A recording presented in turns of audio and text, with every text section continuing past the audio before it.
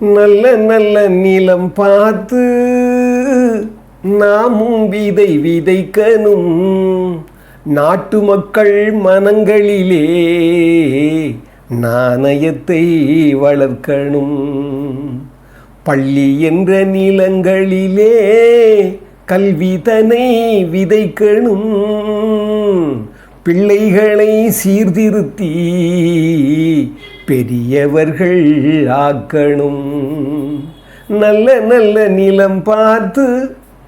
அற்புதமானவர்களே, இது ஒரு அற்புதமான வேலை. என்னென்னா, நாடு முழுக்க இப்போ அந்த +2 எலெக்ஷன் பரீட்சை எழுதின தேர்வுனுடைய ரிசல்ட் வந்துடுச்சு. அதே போலவே இப்போ நாளைக்கு 10th ரிசல்ட் வரப்போகுது. இந்த மாதிரி சமயங்களில் மாணவர்களுக்கும் பெற்றோர்களுக்கும் இந்த பதிவு நல்லா இருக்குன்றதுக்காக அந்த எண்ணத்தோடு தான் இதை நான் பகிர்றேன்.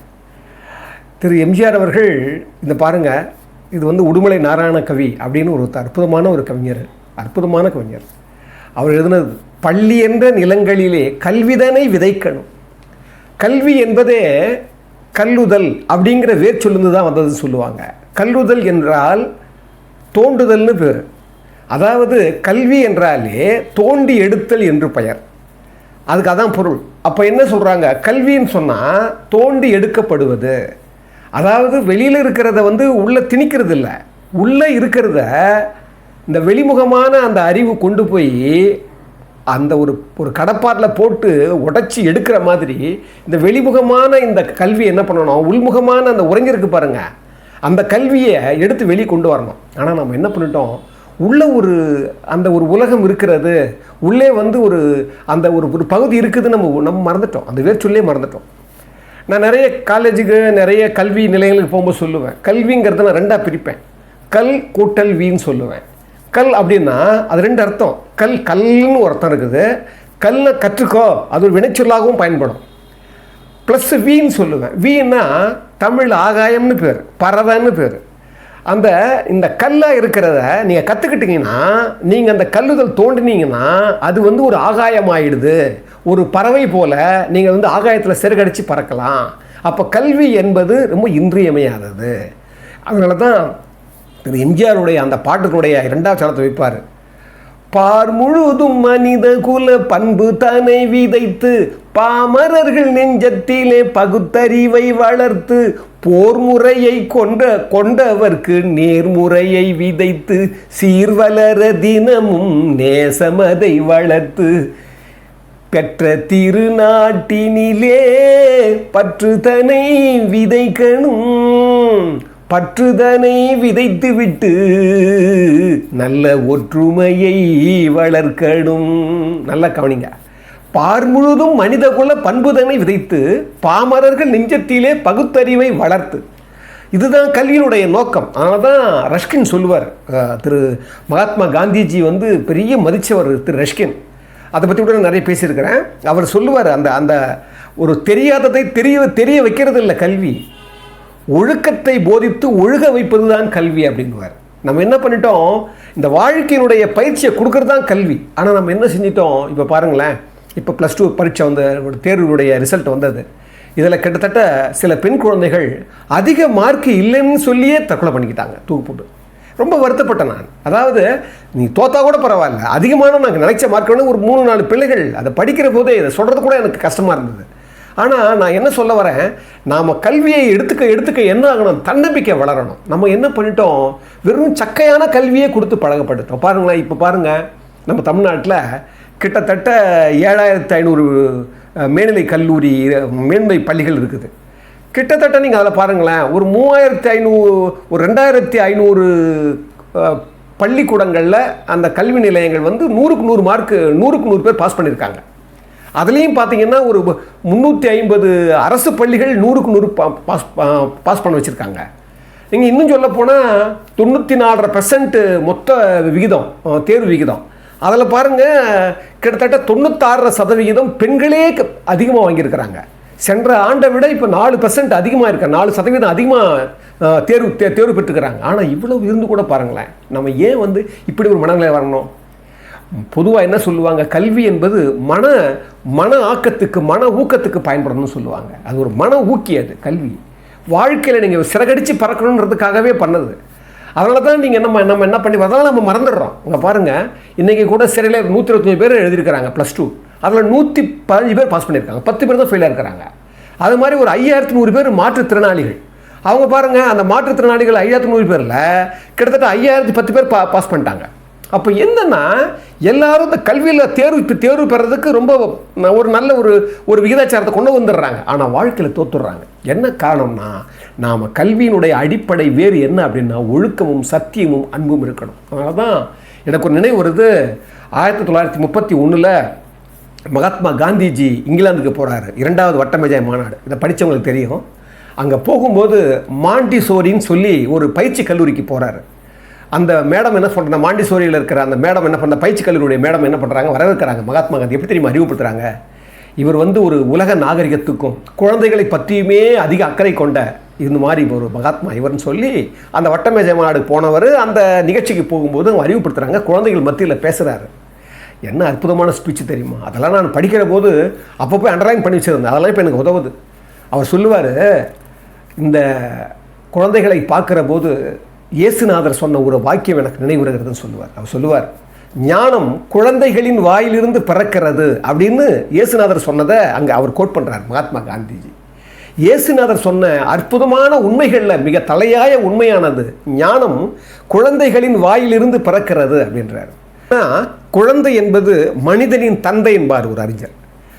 ஏன்னா நம்ம என்ன நினைக்கிறோம், குழந்தைகளை நாம் வெறும் ஒரு குழந்தைகளாக மட்டுமே நம்ம நினைக்கக்கூடாது. அவர்கள் தான் இந்த உலகத்தை நாளைக்கு தாங்க போகிறவங்க, இந்த உலகத்தில் மலர போகிறவங்க, இந்த உலகத்தில் சேவைகள் புரிய போகிறவங்க, மனித சமூகத்தை அவங்க ஆள போகிறவங்க. அப்படி தான் நம்ம பார்க்கணும். அந்த வகையில் தான் அவர் சொல்கிறாரு அந்த கூட்டத்தில். ரொம்ப அற்புதமான ஒரு வாக்கியம். நான்லாம் இது ஏன் நமக்கெல்லாம் கொண்டு போய் சேர்க்கலன்னு நான் வருத்தப்பட்டிருக்கிறேன். அவர் சொல்லுவார், குழந்தைகளுடைய பெற்றோர்கள் மட்டும் ஒழுக்க சீடர்களாக இருந்தாங்கன்னா அந்த குழந்தைகள் சத்தியத்தையும் அன்பையும் தானாகவே கட்டுப்பட்டுக்குவாங்க அப்படின்னுவார். ரொம்ப அற்புதமான வாக்கியம். அதனால தான் திரு எம்ஜிஆர் அவர்கள் அதை ஃபாலோ பண்ணார்.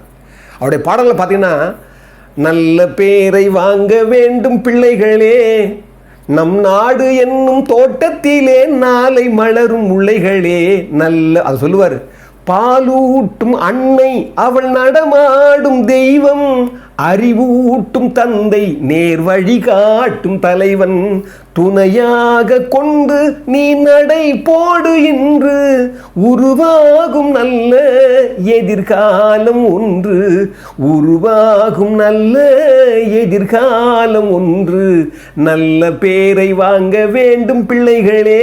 என்ன அழகு பாருங்க, பாலூட்டும் அன்னை அவள் நடமாடும் தெய்வம். இந்த வார்த்தைகளெல்லாம் மறந்துட்டோங்க நம்ம. அறிவூட்டும் தந்தை நல் வழிகாட்டும் தலைவன், துணையாக கொண்டு நீ நடைபோடு இன்று, உருவாகும் நல்ல எதிர்காலம் உண்டு. இதை விட என்னங்க வேதம் வேணும்? இந்த குழந்தைகளுக்கு படிப்பு என்ன வேணும்? அடுத்த சென்சார் சொல்லுவார், கிளி போல பேசு, இளம் குயில் போல பாடு, மலர் போல சிரித்து நீ குரல் போல வாழு, மனதோடு கோபம் நீ வளர்த்தாலும் பாவம், மெய்யான அன்பே தெய்வீகமாகும், மெய்யான அன்பே தெய்வீகமாகும். ரொம்ப இதெல்லாம் ஒரு சாதாரண ஒரு உண்மையை கூட நாம் தவறிட்டோம். எங்களுக்கெல்லாம் இந்த பாடல்கள்லாம் வேதங்களாக இருந்தது. அதனால தான் நாங்கள் இன்னை வரைக்கும் அந்த கொள்கைகளை மாறாமல், அந்த ஒழுக்கங்களை மாறாமல், அந்த உண்மைகளை மாறாமல் நம்ம இன்னைக்கு பேசுகிற அளவுக்கு நம்ம இன்றைக்கி இருக்கிறவங்க காரணம்னா இந்த பாடல்கள் தான். திரு எம்ஜிஆர் அவர்கள் குழந்தைகளை பற்றி அவ்வளோ சொல்லியிருக்காரு. அந்த கல்வி பற்றி அவர் வாழ்க்கையில் நீங்கள் பார்த்தீங்கன்னா, அவர் 1977 வந்துடுறாரு. அவர் தான் அப்போல்லாம் 11வது வரைக்கும் SSLC இருந்தது, உங்களுக்கு தெரியும், கேள்விப்பட்டிருப்பீங்க. அதுக்கப்புறம் PUC 1 வருஷம், அதுக்கப்புறம் தான் டிகிரிக்கு போகணும். நிறைய ஏழைகள் போக முடியலன்னு சொல்லி என்ன பண்ணுறாரு, 10வது வரைக்கும் SSLC வச்சுட்டு அதுக்கப்புறம் +1 +2 வச்சுட்டு அப்படியே ஸ்ட்ரெயிட்டாக அவர் டிகிரிக்கு போக சொன்னார். கிட்டத்தட்ட 1981வது ஆண்டில் மட்டும் அவர் ஆண்டு 2வது முறை வராரு. 400 உயர்நிலை பள்ளிகள் வந்தது. அப்போ தான் உயர்நிலை பள்ளிகளெல்லாம் மேல்நிலை பள்ளிகள் ஆச்சு, துவக்க பள்ளிகளெல்லாம் நடுநிலை பள்ளிகளாச்சு, நடுநிலை பள்ளிகளெல்லாம் நீங்கள் உயர்நிலை பள்ளிகளாச்சு. எம்ஜிஆருடைய அந்த கல்வி அவர் சொல்லுவார், எனக்கு நல்ல ஞாபகம் இருக்குது. ஒரு முறை திரு வாலி சார்கிட்ட பேசும்போது, வாலி சார், எம்ஜிஆர் ரொம்ப குறப்பட்டது 2 தானே அவர் வாழ்க்கையில். வாலி சார் என்கிட்ட சொன்னார் நேரடியாக, அவர் 2 தான் குறப்பட்டார். ஒன்று, நான் படிக்கலைன்ற எண்ணம் அவருக்கு நிறைய அவர் தாக்கி இருந்ததுன்னு சொல்லுவார். அதனால தான் அந்த படிப்பு மேலே கவனம் செலுத்தணும்னு சொல்லி அடிக்கடி சொல்லுவாராம். அதை போலவே அவர் குழந்தை இல்லைன்றது ஒரு வருத்தம் இருந்ததான். அந்த 2 தான் சொல்லுவார். அதனால தான் அந்த கல்விக்கு அவர் அவ்வளோ ஊக்கம் கொடுத்தார். உங்களுக்கு நல்லா தெரியும், அவருடைய ஆட்சி காலத்தில் தான் கிட்டத்தட்ட மாநகராட்சி பள்ளிக்கூடங்களெல்லாம் வாடகையில் இருந்தது, சொந்த சொந்த சொந்த கட்டிடங்களாக மாற்றினார். அது மட்டும் இல்லை, அந்த அந்த அந்த பீரியட்லேயே ஒரு 5 கோடி ஒதுக்கினார். கிட்டத்தட்ட 25,000 கட்டிடங்கள் கட்டணும்னு சொல்லி ஒரு ஆணை பிறப்பிக்கிறார். அது மட்டும் இல்லைங்க, அவர் காலத்தில் தான் 1ஆவதுலேருந்து 8ஆவது வரைக்கும் சீருடைகள் வந்து எல்லாருக்கும் இலவச சீருடை கொடுத்தார். அது மட்டும் இல்லைங்க, அவருடைய காலத்தில் தான் பாலிடெக்னிக் சொல்கிற மாதிரிங்க தொழிற்கல்வி அதெல்லாம் வந்து நீங்கள் பார்த்தீங்கன்னா அவர் தான் அதிகமாக உற்பத்தி பண்ணார், அதிகமாக வந்து அவர் ஏற்படுத்துறதுக்கு ஆணை பிறப்பிச்சார். ரொம்ப அவருடைய வாழ்க்கையை நீங்கள் படிக்கும்போது ஒரு ஆட்சியெல்லாம் அவர் சாதாரணமாலாம் பண்ணலைங்க. நம்ம சொல்கிறோம் இன்றைக்கி பாருங்கள், சுயநிதி கல்லூரிலாம் அதிகமாக பெருகினதுக்கு காரணமே அவர் தான். அவருடைய இருந்தவங்க தான் இன்றைக்கி பெரிய பெரிய கல்வி தந்தைகளாக இருக்கிறாங்க. ஜேபிஆர்லேருந்து ஏசி சண்முகம் இருந்து, இந்த பக்கம் நீங்கள் பார்த்தீங்கன்னா ஜி விஸ்வநாதையா இருந்து, நீங்கள் பார்த்தீங்கன்னா நிறைய பேர் இருக்கிறாங்க. அதில் கல்வியினுடைய நோக்கம் வந்து பாழ்பட்டிருக்கலாம், என்ன ஒன்றும் நடந்திருக்கலாம். ஆனால் எவ்வளோ பெரிய பட்டதாரிகளாக உருவாகினாங்க. இன்றைக்கும் பாருங்களேன், திமுகவில் இருக்கிற அந்த இன்றைக்கி இருக்கிற ரகுபதி, கே சார் ராமச்சந்திரன், அங்கே பாருங்கள் ஏவா வேலு, நிறைய பேர் நீங்கள் பார்த்தீங்கன்னா எல்லாருமே பெரிய கல்வி தந்தைகள் தான்.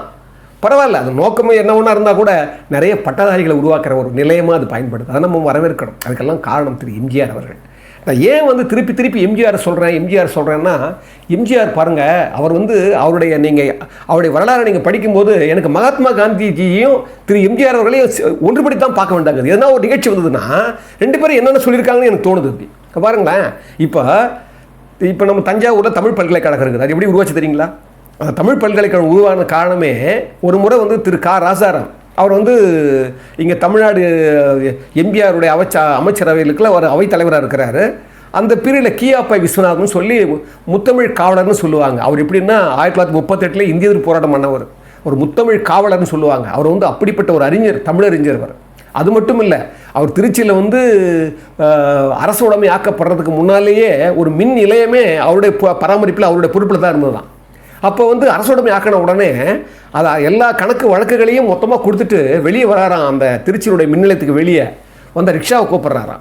அங்கே இருக்கிற அதிகாரிகள்லாம் சொல்கிறாங்க, ஐயா நம்ம வண்டி இருக்குது, கம்பெனி வண்டியிலே போயிடுங்களேன் அப்படின்னு சொல்லும்போது சொன்னாராம், நான் எப்போ வந்து அரசுடைமை ஆக்கப்பட்டு கணக்கு வழக்கெல்லாம் ஒப்படைச்சனோ அதுக்கப்புறம் அரசுடைமை தான், அதுக்கப்புறம் எனக்கு அதுக்கு சம்பந்தம் கிடையாது, நான் அதை பயன்படுத்தக்கூடாதுன்னு ரிக்ஷாவில் போனாராம். அப்படிப்பட்டவரான் கே.ஆர். விஸ்வநாதன். அவர் சொன்னாராம், ஒரு முறை திரு எம்ஜிஆரோட பேசும்போது திரு காராசாராம் உள்ளந்திருக்கிறார். அப்போ சொன்னாராம், எவ்வளோ நல்லது பண்ணுறீங்க, எவ்வளோ கல்விக்கு செழுமை பண்ணுறீங்க, ஒரு தமிழுக்குன்னு ஒரு பல்கலைக்கழகம் இருக்கணும், அதை மட்டும் நீங்கள் பண்ணுங்களேன் அப்படின்னு சொன்ன உடனே எம்ஜிஆர் சொன்னாராம், யோசிக்கவே இல்லையா, உடனே நீங்களே அது குழுவாருங்க, நீங்களே உடனே இடம் பாருங்கன்னு சொன்ன உடனே அவருக்கு மேலேயே ஒரு குழு ஆரம்பிக்க வச்சு உடனே எம்ஜிஆரே இது சொன்னாராம், இது தஞ்சாவூரில் இருந்தால் நல்லா ஒரு மையமாக இருக்கும், ஒரு தஞ்சாவூரில் நீங்கள் வந்து இடம் பாருங்கன்னு சொன்ன உடனே இவங்க ஒரு குழு அமைச்சு ஒரு போய் எல்லாம் பார்த்துட்டு வந்து 700 ஏக்கரை ஒதுக்குனா கரெக்டாக இருக்குன்னு சொல்கிறாங்களாம். எம்ஜிஆர் சிரிச்சிட்டே சொன்னாராம், என்ன தமிழ் பற்று பாருங்கள் எம்ஜிஆருக்கு. அவர் சொன்னாராம், 700 ஏக்கர் போதாது, ஏன்னா மற்ற பல்கலைக்கழகங்களை விட தமிழ் பல்கலைக்கழகம் பெருசாக இருக்கணும், அது பரந்த அளவில் இருக்கணும், நிறைய கட்டிடங்கள் கட்டப்படணும், நிறைய இலாக்காக்கள் ஒதுக்கப்படணும், அதனால் 1000 ஏக்கர் ஒதுக்கிறேன், உடனே நான் ஆணை போடுறேன்னு 1000 ஏக்கர் நிலத்தில் இன்றைக்கும் அது பெரிய விழாவாக கொண்டாடினாராம் திரு எம்ஜிஆர் அவர்கள்.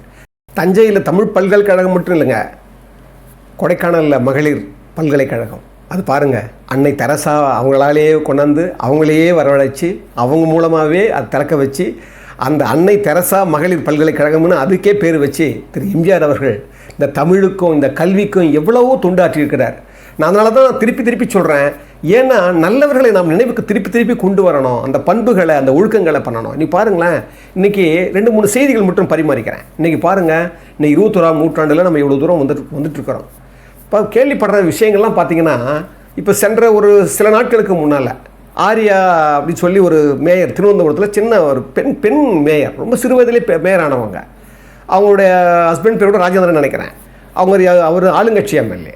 பாருங்களேன், அவங்க வந்து ஒரு சாலையில் காரில் போய்கிட்டு இருக்கிற போது வழியில் வந்து அரசு பேருந்து போகுது, அவர் வழி விடலைன்னு சொல்லி அந்த காரை ஓவர்டேக் பண்ணி அந்த பஸ்ஸை நிறுத்தி அந்த பஸ்ஸு டிரைவரோட சண்டை போட்டு அவரை பற்றி கேஸ் கொடுத்து அவரை உள்ளே போட்டு அவர் வெளியே ஜாமீன் வந்து இப்போ அவர் ஏன் இப்படி பண்ணாங்கன்னு சொல்லி எல்லாரும் பார்த்து இப்போ இவங்க மேலே கேஸ் கொடுத்துருக்குறாங்க. நல்ல கவனிங்க, ஒரு சகிப்புத்தன்மை இல்லை பாருங்களேன். ஒரு சிறு வயதிலேயே ஒரு மேயரான ஒரு பெண் எவ்வளோ சந்தோஷப்பட்டோம் நாம. இப்போ பாருங்கள், டெல்லியில் கெஜ்ரிவால் அவரும் படித்தவர் தான். அவர் வந்து பார்த்திங்கன்னா ஒரு IFS அளவுக்கு அவர் வந்து இந்திய குடிமையை பற்றி படித்தவர். அப்படிப்பட்டு கஷ்டப்பட்டு வந்தவர். எவ்வளோ ஒரு போராடி வந்து இன்றைக்கி பாருங்கள் அவர் வந்து ஊழலை சிக்கிக்கிட்டு அசிங்கப்படுறார். அப்போ என்ன தோணுது இல்லைன்னா, கல்வி பெற்றால் மட்டுமே நாம் வந்து பெரிய ஒரு சாதனையாளர் ஆகிறது இல்லைங்க. முதல்ல ஆள கற்றுக்கணும், மனிதனாக வாழ கற்றுக்கணும். இங்கே என்ன பிரச்சனை நமக்கு அப்படின்னா, எவ்வளோ கல்வி கொடுத்தாலும், அதனால தான் நான் திருப்பி சொல்கிறேன், எம்ஜிஆருடைய அவருடைய காலத்தில் நீங்கள் பார்த்தீங்கன்னா கிட்டத்தட்ட 1982 86 வரைக்கும் ஒரு வருஷத்துக்கு 5000 நர்சரி பள்ளிகள் உருவாக்கினார். அதாவது எப்படின்னா, இந்த பாலகர்களுடைய பாதுகாப்பு மாதிரி சின்ன ஒரு கொண்டார். அதையே என்ன பண்ணார், ஒரு பள்ளிகள் ஆக்கினார். ஒரு கல்வி உபகரணங்களை கொண்டாந்து கொடுத்தாரு. அது மட்டும் இல்லை, நான் அப்போல்லாம் போகும்போது ஊருக்கெல்லாம் பார்ப்பேன், சின்ன அந்த குழந்தைங்க விளையாடுறதுக்கெல்லாம் அந்த விளையாட்டு அந்த உபகரணங்கள்லாம் அங்கே இருக்கும். இது மாதிரி அதுக்கு அந்த குழந்தைகளை அந்த துவக்கப்பள்ளி இப்போவும் நம்ம என்ன பண்ணுறோம், துவக்க பள்ளிகளிலேயே அந்த நீதி போதனை, அந்த ஒழுக்கம் சார்ந்த கல்வி, சமத்துவம், சகோதரத்துவம் இதெல்லாம் நம்ம வந்து கொண்டாட தவறிட்டோம். இதனால தான் நான் என்ன சொல்கிறேன், எம்ஜிஆர்லேயே ஒரு பாருங்களேன், இப்போ ஒரு பாட்டிலே வரும், ஒரு அற்புதமான வரி, 2 வரி வரும். உழைப்பதில்லா உழைப்பை பெறுவதில்லான்னு ஒரு பாட்டுங்க, நாடோடி மன்னன் வரும். அதில் 2 வரி ரொம்ப அதிகமாக, கல்வி கற்றோம் என்ற கர்வத்திலே இன்பம் உண்டாவதில்லை, உண்டாவதுண்டோ சொல் என் தோழா. கல்வி கற்றோம் என்ற கர்வத்திலே இன்பம் உண்டாவதுண்டோ சொல் என் தோழா. அல்லாத பேரையெல்லாம் கல்வி பயிலச் செய்து காண்பதில்தான் இன்பம் என் தோழா அப்படின்னு முடியாது. அதாவது நம்ம கல்வி பெறதால வந்து நம்ம கர்வம், அந்த கர்வத்தில் இன்பம் வர்றதில்லை. கல்லாத பேரையெல்லாம் கல்வி பயிலச் செய்து காண்பதில் தான் இன்பம் என் தோழா. அதனால தான் கல்வி மற்றவங்களுக்கு கொடுத்து பாருங்களேன்.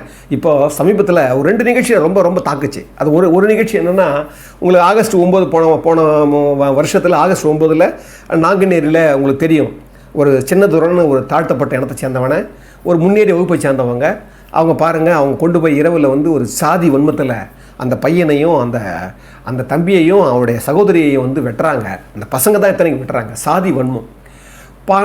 அது வந்த உடனே என்ன பண்ணுறாங்க, அங்கேருந்து அவங்கள மாற்றி பாளையங்கோட்டை கொண்டு போய், இங்கே தனியார் ஒரு பள்ளியில் படித்த பையனை கொண்டு போய் அங்கே கொண்டு வந்து அங்கே ஒரு பாளையங்கோட்டையில் வந்து சேர்த்து, அங்கே பார்த்தீங்கன்னா ஹாஸ்பிட்டலில் 4 மாதம் இருந்தான் அந்த சின்னதோட.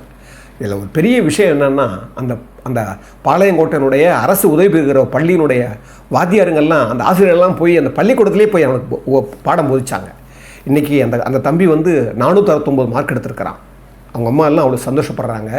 இது பாருங்கள், இவ்வளோ கடினமான ஒரு சூழ்நிலையில் ஒரு கெட்டதில் கூட ஒரு நல்லது என்னென்னா, 469 மார்க் எடுத்திருக்கான் அந்த தம்பி. அது மட்டும் இல்லை, நான் ஒரு 540 மார்க் வாங்கணும்னு நினச்சேன், எனக்கு குறைஞ்சபட்சம் வாங்க நினச்சேன், நான் முடியல. ஆனால் எனக்கு காரணம் வந்து என்னோடய ஆசிரியர்களாக வந்து எனக்கு ஹாஸ்பிட்டல்லே வந்து எனக்கு பாடம் போதி கொடுத்தாங்க. அது ரொம்ப பெருசாக இருந்தது எனக்கு. அதுதான் நான் நன்றி சொல்கிறேன்னு சொல்லிட்டு நான் ஒரு CAவாக வரணும்னு ஆசைப்பட்றேன்னு சொல்லி அவன் பண்ணுறான். இது மாதிரி ஒரு கெட்டதுலேயும் ஒரு நல்லது நடக்குது. அதே மாதிரி ராஜேஸ்வரின்னு ஒரு குழந்தை இங்கே பார்த்தா கடலூரில், அது அவர் நில அளவை சேரவரான். அவர் திடீர்னு இயல்பியலுடைய +2, அதாவது மார்ச் 5ஆம் தேதி இயல்பியலுடைய தேர்வு எழுதுறதுக்கு புறப்பட்டுருக்குது. பார்த்தா அதிகாலையில் அப்பா இறந்துடுறார். அப்பா இறந்தத துக்கத்தில் கூட அந்த குழந்தை போய் எழுதி 470 சில்லற மார்க், 480 மார்க்குன்னு நினைக்கிறேன். அந்த குழந்தை மார்க் வாங்கி இன்றைக்கி பெரிய பாஸ் பண்ணியிருக்கு. அப்படி இங்கே பாருங்கள், தருமபுரியில் ஒரு ஸ்ருதின்னு ஒரு குழந்தை 600க்கு 590 மார்க். யார் தெரியுமா அது? அந்த மாவட்ட ஒருங்கிணைந்த நீதிமன்றங்களுடைய நீதிபதியாக இருக்கார் அவங்க அப்பா. அரசு பள்ளியில் படிச்சிருக்கு, பாலக்கோடில் அரசு பள்ளியில் ஒரு நீதிபதி படிக்க வச்சிருக்கிறார். எவ்வளோ இதுதாங்க நான் சொல்கிறேன்.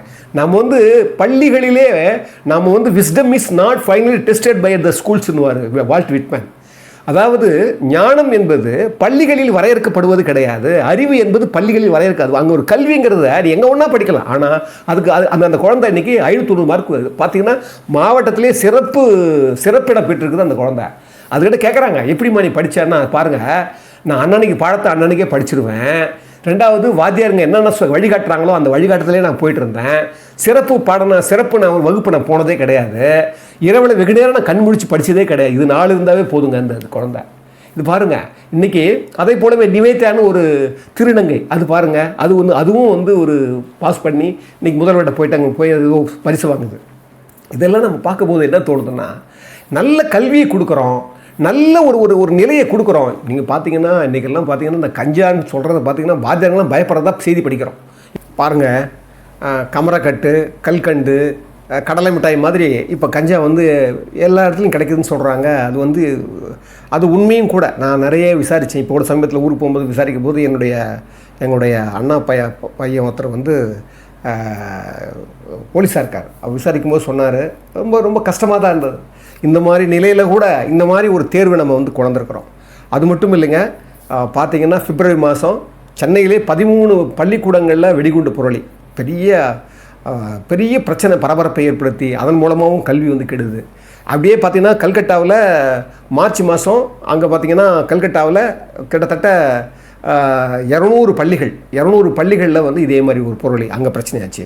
சென்ற மாதம் வந்து பார்த்தீங்கன்னா டெல்லியில் 200 பள்ளிகள். இதெல்லாம் ஒரு புறச்சூழல் வந்து இவ்வளோலாம் அழுத்துது. இந்த மாதிரி நிலையிலே கூட நாம் வந்து கல்வியாளர்கள் எல்லாம் பண்ணுறாங்க, வாத்தியாருங்க போற்றப்படணும். ஏன்னா ஆசிரியர்கள் வந்து நம்ம என்ன தான் வந்து எவ்வளோ பேர் தவறு செய்கிறாங்க. அப்படி பட்டிருக்கும்போது இது மாதிரி ஒரு ஹாஸ்பிட்டலே வந்து சொல்லிக் கொடுக்குற வாத்தியார்கள் இருக்கிற போது அவங்களெல்லாம் நம்ம வந்து வணங்கணும், பாராட்டணும்.